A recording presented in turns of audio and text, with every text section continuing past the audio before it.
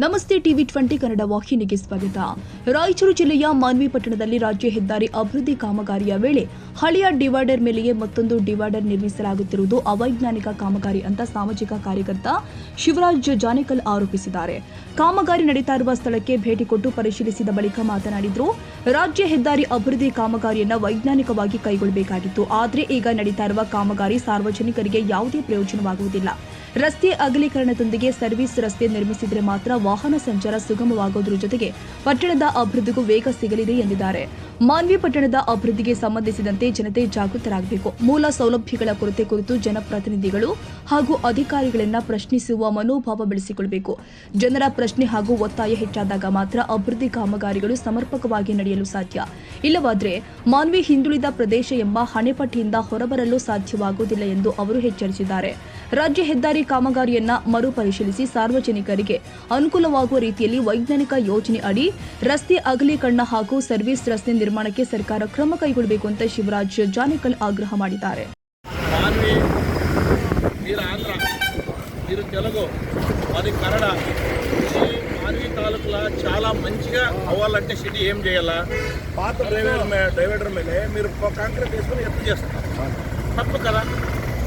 అంటే కంపెనీ వాళ్ళు అలా మీరు కంపెనీకి ఎస్టిమేట్ ఉంటుంది, డాక్యుమెంట్ ఏది మీది? ఈ సిటీ మీద డాక్యుమెంట్ ఎక్కడ ఉంది? నీకు వర్కర్స్ మరి ఉండరు కదా, డ్రాయింగ్ ఉంటుంది కదా.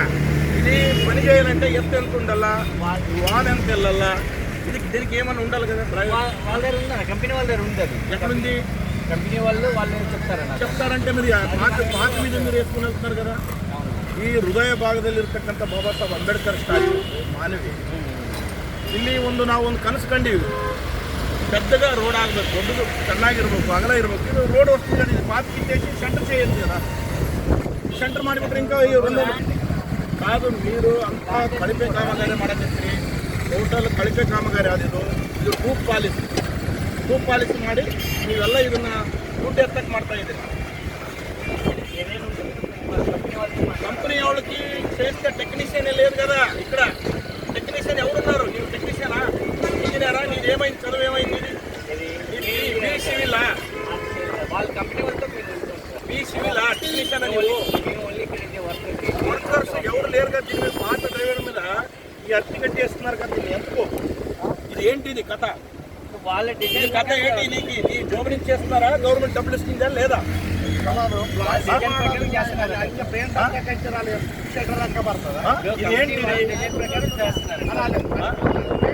ಕಳಪೆ ಕಾಮಗಾರಿ ಮಾಡ್ತಿರಲ್ಲ ನೀವೆಲ್ಲ. ಇದೇನು ಮಾನವಿ ನಾಗರಿಕರೇ, ಇದು ನೀವು ಎಚ್ಚೆತ್ತುಕೋಬೇಕು. ನೀವು ಬುದ್ಧಿಜೀವಿಗಳು ನಿಜವಾಗಿ ಹೇಳ್ಬೇಕಂದ್ರೆ ನಾನು ಹೇಳ್ತಾ ಇದ್ದೀನಿ, ಮಾನವಿ ತಾಲೂಕಿನಲ್ಲಿ ಇದು ಒಂದು ಮೋಸದ ಕೆಲಸ ಅಂತ ಅನ್ಬೋದು ನಾವು. ಇದು ಮೋಸ. ಇವತ್ತು ಕಲ್ಮಾಲ್ ಕ್ರಾಸಿನಿಂದ ಮಾನವಿ ತಾನು ಬರೋ ತಾನು ಸಿಟಿಗೆ ಮುಟ್ಟಲಿಲ್ಲ, ಸಿಂಧನೂರಿಗೆ ಹೋಗೋ ತಾನು ಸಿಟಿ ಮುಟ್ಟಲಿಲ್ಲ. ಸಿಟಿಯಲ್ಲಿ ಮೇಲೆ ಕೆಲಸ ಮಾಡಿ ಇವರೆಲ್ಲ ಎತ್ತುತ್ತಾರೆ. ಏನನ್ನ ಹೇಳಿದ್ರೆ ರಾಜಕಾರಣಿಗಳ ಹೆಸರು ಹೇಳ್ತಾರೆ. ಇವರು ಟೆಕ್ನಿಷಿಯನೇ ಹೇಳ್ತಾ ಇಲ್ಲ. ಇದಕ್ಕೆ ನಿಜವಾಗಿ ಹೇಳ್ಬೇಕಾ? ನಮ್ಮದಲ್ಲಿ ರೋಡ್ ಕಂಡೀಷನ್ ಇದೆ, ನಾವೆಲ್ಲ ವಸೂಲಿ ಮಾಡ್ತೀವಿ. 5 ವರ್ಷ ವಾರಂಟಿಯಲ್ಲಿದೆ, 20 ವರ್ಷ ವಾರಂಟಿ. ಏನೇ ಇರಲಿ ಕಣಯ್ಯ, ನೀವು ಒಂದು ಎಸ್ಟಿಮೇಟ್ ಮಾಡಬೇಕಲ್ಲ. ಎಸ್ಟಿಮೇಟ್ ಮಾಡಿರ್ತಾರೆ, ಪೂರ್ವದಲ್ಲಿ ಒಂದು ಎಸ್ಟಿಮೇಟ್ ಅಂತ ಇರ್ತದೆ. ಆ ಎಸ್ಟಿಮೇಟ್ ಪ್ರಕಾರ ಕೆಲಸ ಮಾಡಬೇಕಲ್ಲ. ಇವರು ಮನಸ್ಸಿಗೆ ಬಂದಲ್ಲಿ ಮಾನವಾಗಿ ಮಾಡ್ತಾ ಇದ್ದಾರೆ.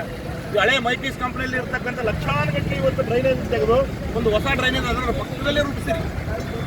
ಅದರ ಪಕ್ಕದಲ್ಲೇ ರೂಪಿಸಿ ನೀವೆಲ್ಲ ಎತ್ತಿ ಟೂಪ್ ಪಾಲಿಸ್ ಮಾಡಿ ಎತ್ತೊಳೆ ಮಾಡ್ಕೊಂಡು ಹೋಗಿಬಿಡ್ತೀರಿ. ಇದು ನಾನು ನಿಜವಾಗಲೂ ಹೇಳಕತ್ತೀನಿ. ಈ ಹಳೆ ಕಂಬಗಳೆಲ್ಲ ತೆಗೆದು ಹೊಸ ಕಂಬಗಳು ರೂಪಿಸಬೇಕು. ಗಿಡ ಇರಲಿ ಪರವಾಗಿಲ್ಲ, ಗಿಡದ ಜೊತೆ ಒಂದು ಅಗಲ ಮಾಡಲಿ. ಅನಾಥ ನೀವು ಯಾವ ಊರು ಏನು ನಿಮ್ದು ಏನು ಗೊತ್ತಾಗ್ತಿಲ್ಲ. ನಿಮ್ಗೆ ಯಾರು ಬಲವಾದವರು ಇದ್ದಾರೋ ನಿಮ್ಮಿಂದ ಗೊತ್ತೇ ಇಲ್ಲಲ್ಲ. ಈಗೇನು ಎಸ್ಟಿಮೇಟ್ ಎಲ್ಲಿದೆ? ಅಲ್ಲ, 1.5 ಮೀಟರ್ ಇಲ್ಲ ಅಂದ್ರಿ. ಇದು ಹಳೆ ಡ್ರೈವರ್. ಇದು ಹಳೇದು ಮಾಡಂಗಿದ್ರು, ಹೊಸ ರೋಡ್ ಯಾಕೆ ಮಾಡ್ಬೇಕು? ಈ ಟೆಕ್ನಿಷಿಯನ್ ಹಳೆ ಕಾಲದಲ್ಲಿ ಇತ್ತಿದ್ದು ಮೈಟಿಸ್ ಕಂಪ್ನಿ ಇದ್ದಾಗ ಅದನ್ನ ಹಳೇದು ಇಟ್ಟಿದ್ರು. ಅವತ್ತು ಜನಸಂಖ್ಯೆ ಕಡಿಮೆ ಇತ್ತು, ಇವತ್ತಿನ ಜನಸಂಖ್ಯೆ ಜಾಸ್ತಿ ಆಗಿದೆ. ಇವತ್ತು ಎಷ್ಟಿದೆ ಪರ್ಸೆಂಟೇಜ್ ಜನಸಂಖ್ಯೆ ನಮ್ಮ ಮಾನವಿಯಲ್ಲಿ? ಭಾರತ ಜನಕ್ಕೆ ಎಂತ ಗೆಸ್ತಾರು?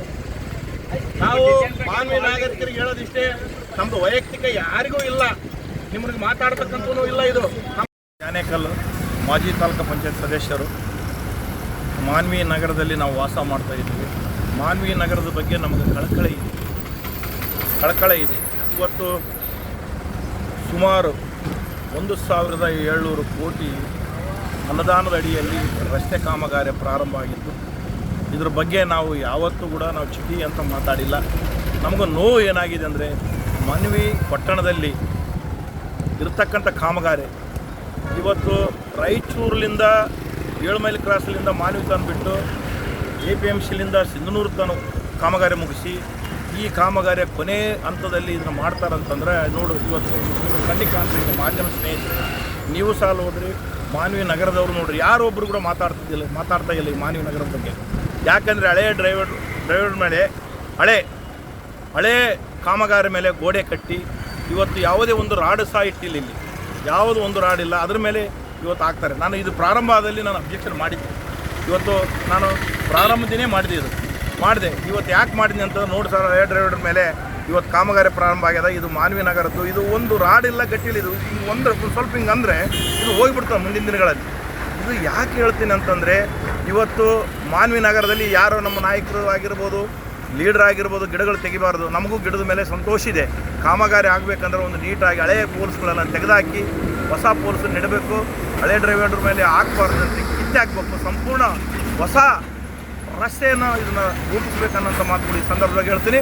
ಈ ರಸ್ತೆ ಮಾನವಿಯಲ್ಲಿ ನಡೀತಕ್ಕಂಥದ್ದು ಅಗಲೀಕರಣ ಏನಿದೆ ಸುಮಾರು ಎಸ್ಟಿಮೇಟ್ ಅದು ಒಂದು 3 ಸಲ ಅಲ್ಲ 4 ಸಲ ಇದು ಚೇಂಜ್ ಆಗಿದೆ. ಕಾನೂನು ಪ್ರಕಾರ ಅಗಲೀಕರಣ ಮಾಡಬೇಕಾಗಿತ್ತು. ಈಗಿನ ಜನಸಂಖ್ಯೆ ಆಧಾರದ ಮೇಲೆ ಇವತ್ತು ಅಗಲೀಕರಣ ಆಗಬೇಕಾಗಿತ್ತು. ಯಾಕೋ ಏನೋ ಗೊತ್ತಿಲ್ಲ, ಅಲ್ಲಿ ಇಲ್ಲಿ ಹತ್ಯೆ ಮಾಡಿದ್ರು ಟ್ರೂ ಪಾಲಿಸ್ ಮಾಡಿ ಇವತ್ತು ನಮ್ಮ ಮಾನವಿ ಜನರಿಗೆ ನಾಮ ಹಾಕಿ ಇವರೆಲ್ಲ ಕೈಬಿಟ್ಟು ಹೋಗ್ತಾರನ್ನಂಥ ಮಾತುಗಳು ಈ ಸಂದರ್ಭ ಹೇಳ್ತೀನಿ. ಮಾನವಿ ಜನರಲ್ಲಿ ನಾನು ಒಂದೇ ಕಳಕಳಿ, ಇದು ಯಾರ ವಿರುದ್ಧ ನಾವು ಮಾತಾಡ್ತಾ ಇಲ್ಲ, ಯಾವ ಪಕ್ಷದ ವಿರುದ್ಧ ಮಾತಾಡ್ತಾ ಇಲ್ಲ, ಯಾವ ನಾಯಕರ ವಿರುದ್ಧ ಮಾತಾಡ್ತಾ ಇಲ್ಲ. ಇದು ಕಾಮಗಾರಿ ಬಗ್ಗೆ ಮಾನವಿ ಉಳಿಬೇಕಂದ್ರೆ ನಾವೆಲ್ಲರೂ ಕೂಡ ಧ್ವನಿ ಎತ್ತಬೇಕು. ಮಾನವಿ ಬಗ್ಗೆ ಎಲ್ಲರೂ ಧ್ವನಿ ಎತ್ತಿದಾಗ ಈ ಮಾನವಿ ಉಳಿತದ. ಇವತ್ತು ಮಾನವಿಯಲ್ಲಿ ಸುಮಾರು ರಸ್ತೆಗಳು, ಟಾಯ್ಲೆಟು ಇಲ್ಲ, ನೀರಿಲ್ಲ, ಇವತ್ತು ಕುಡಿಯೋಕ್ಕೆ ಒಳ್ಳೆ ಬಸ್ ಸ್ಟಾಪ್ ಇಲ್ಲ, ಒಳ್ಳೆ ಬಸ್ ಡಿಪೋ ಇಲ್ಲ.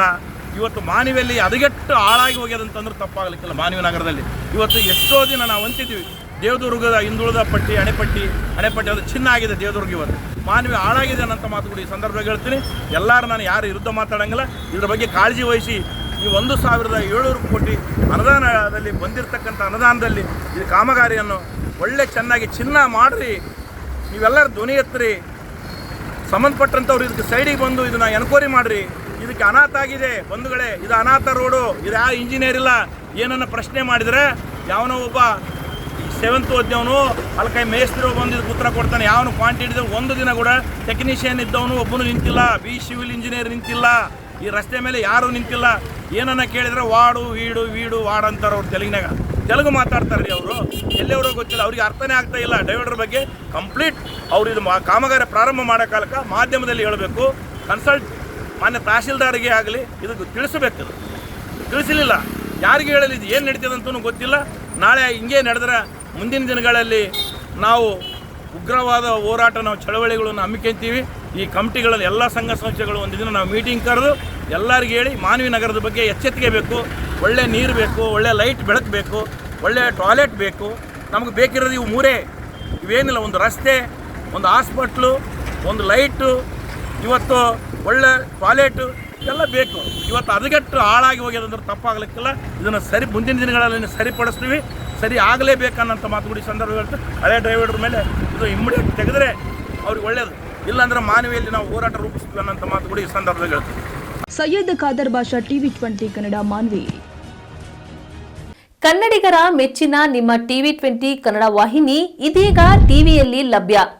ಕರ್ನಾಟಕ ಮತ್ತು ದೇಶ ವಿದೇಶದ 360 ಡಿಗ್ರಿ ಸುದ್ದಿ ವಿವರವನ್ನ ಪಡೆಯುವುದಕ್ಕೆ TV20 ವಾಹಿನಿಯನ್ನು ಲೈಕ್ ಮಾಡಿ, ವಿಡಿಯೋಗಳನ್ನು ಶೇರ್ ಮಾಡಿ, ಕಮೆಂಟ್ ಮಾಡಿ, ಸಬ್ಸ್ಕ್ರೈಬ್ ಮಾಡಿ. HCN ಕೇಬಲ್ 842 ನಂಬರ್ನಲ್ಲಿ ಹುಕ್ಕೇರಿ ತಾಲೂಕು ಹಾಗೂ ಸಂಕೇಶ್ವರದ ಸುತ್ತಮುತ್ತಲಿನ ಹಳ್ಳಿಗಳಲ್ಲಿ ಲಭ್ಯ. PCN ಕೇಬಲ್ 129 ನಂಬರ್ನಲ್ಲಿ ಹಾರುಗೆರೆ ಸುತ್ತಮುತ್ತಲಿನ ಹಳ್ಳಿಗಳಲ್ಲಿ ಲಭ್ಯ. ರಾಯಬಾಗ್ ಡಿಜಿಟಲ್ ಚಾನೆಲ್ ಕೇಬಲ್ 80ನೇ ನಂಬರ್ನಲ್ಲಿ ರಾಯಬಾಗ ತಾಲೂಕಿನ ಸುತ್ತಮುತ್ತಲಿನ ಹಳ್ಳಿಗಳಲ್ಲಿ ಲಭ್ಯ. UDCN ಕೇಬಲ್ ನೆಟ್ವರ್ಕ್ ಉಗಾರ ಸುತ್ತಮುತ್ತಲಿನ ಹಳ್ಳಿಗಳಲ್ಲಿ ನಿಮ್ಮ TV20 ಕನ್ನಡ ವಾಹಿನಿಯೂ ಲಭ್ಯ.